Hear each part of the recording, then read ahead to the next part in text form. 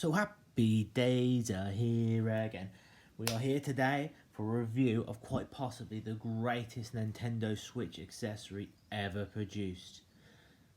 It is the officially licensed by Hori Split Pad Pro. Now what this is a replacement for the Joy-Cons, but it's only better in pretty much every single way, but also not quite as good in several different ways. Although there is only one version of the Split Pad Pro, this one was released to celebrate the release of Daemon X Machina and has been stylised to try and reflect that. We've got the red buttons there, the red text, but most importantly that X button on the top is in the style of Daemon X Machina. Now, I don't think it makes a big difference to it, other than this is one hell of a piece of technology. So before we take a closer look at the box, let's talk about some of the features that it does have and some of the features that it doesn't have compared to a Joy-Con. So some of the features that it does have, it has back buttons on each of the two pads. That means you can assign any of the face buttons on that particular part of the pad to a back button, which I'll show you a little bit more detail later. It also has a turbo function, so any of you playing Animal Crossing, you will know the pain of having to weed your island, and trust me, that turbo button makes a hell of a difference. Some of the things that it doesn't have, you're going to miss that rumble feature. Now I know that's quite disappointing, but to be honest, for me, I didn't really notice it too much. The other thing it doesn't have gyro controls, because you know how we like a bit of gyro controls. And the other thing it's missing is amiibo support. So let's take a closer look at the box and get some more details. Having a closer look at the front of the box here, you can see it does add quite a bit of size to that Nintendo Switch, but I can tell you firsthand, ooh boy, it adds to the comfort factor. You'll be able to see the grips up close when I show you the actual product. So this is the box. Hori, officially licensed, so none of that cheap tut. Let's have a look at the side. Another nice side picture. Other side shows you nicely clipping onto your Nintendo Switch. So obviously this is for the Switch with the detachable Joy-Cons, so if you're a Switch Lite owner, it's not for you. And now to the back of the box. So it talks about all the good things on there that I've talked about previously. A couple of things I forgot to mention: full size shoulder buttons. It adds to that comfort. There's the back button that I spoke of previously. And then for you big fight game fans, we've got ourselves a precision D-pad. Now that does work a treat. So you get a left and right one, as it would be awful just to sell you half a product. And you can see there, must be connected to the system, because I suppose that's a question a lot of you would ask, is can you use them away from the system? No, unfortunately they must be connected to work. No vibration, no motion controls, and of course no amiibo support. Nothing on the bottom. So I think with that, it's time to have a look at the product itself. Booyah! Here we go. Here's the products themselves. Let me put them down so I can talk you through them a little bit more. So, first let's have a look at the left pad. So we've got that lovely D-pad there, nice and responsive. I'd also like to point out how I think the actual physical stick is really well designed, very, very comfortable. Now, there's no, what do they call it, stick drift on this bad boy. So we've got the assign button, and what that does is if you press that and any button on this particular pad, it will assign it to this one here. That also goes for those shoulder buttons. So if you're sick and tired of pressing the ZL button, you can press assign, ZL, and what it'll do is that back button will act as the ZL button. Got the standard buttons that you'd find on the left Joy-Con. Turbo, well that's a real interesting one. It's not quite as I expected, it was only so much better, but I'll talk a little bit more about that when we look at the other pad. Now it really fits well in your hand, and it's very difficult to show you how comfortable it actually is, but it really, really, really makes a difference. Taking a look at the right controller, I just want to point out a few things that are similar on the left controller that we totally missed. So this bit here, it looks like it's got a sync button and the extra buttons there. No, they're all cosmetic, they don't do a thing. Now some things that I did miss, hopefully you can see here, it's a rather textured back. Not all the way across, just on the grip. Makes it really grippy. You know, it's a solid feel in your hand. It ain't going nowhere. It's not slipping anywhere. Top button, also similar on the other one. That helps release it from the switch itself. And you may be wondering, what on earth is that? Well, it's actually really, really clever. So when you attach it to the switch and you put it down, it's a rest. It's a stand rest. So that means that you aren't going to get this button pressed by mistake or anything like that. Really well designed, really well considered. There's those slightly bigger trigger buttons. Very, very nice. Nice. Looking at the front, got ourselves the standard buttons you'd expect on the Joy-Con. However, it's got an assign and a turbo. So a couple of things to just make sure we're aware of. So that assign button will only work for buttons that you would have on this pad.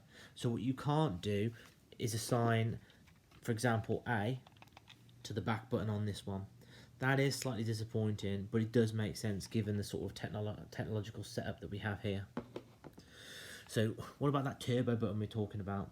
Now what I'm used to is the idea that if you press turbo, you press Y, that would assign the turbo to the Y button. So you press and hold it, it acts like a standard turbo button, we know that. Now, there's an even better feature on this. If you press turbo and Y again afterwards, it acts as a turbo without even having to press it. So imagine you've got your island on Animal Crossing, you want to do all that weeding, turbo Y, you don't even need to press the button, you just move your character around, it does all the weeding for you. Beautiful, absolutely beautiful. So I think it's time to get this snapped onto the Switch to show you what it looks like all connected up. I think it's worth bringing the Switch and the Joy-Cons into the picture here so you get an idea of the scale and form of the Splitpad Pro. So just moving in my lovely Switch. There it is. And there are the Splitpad Pros. So you can see, bigger, quite considerably bigger. What I think is quite interesting, if you look at the thickness, is the scale and form of what's going on here. So the Switch Joy-Cons are flat, rectangular, whereas this is definitely scaled and shaped like a proper controller. Just adds that grip. I don't know about you, you know, it's all nice and comfortable for the short bursts, but when you want to put those serious hours into Animal Crossing, you know, you're going to need something a little bit more comfortable than this. So let's remove the Joy-Cons.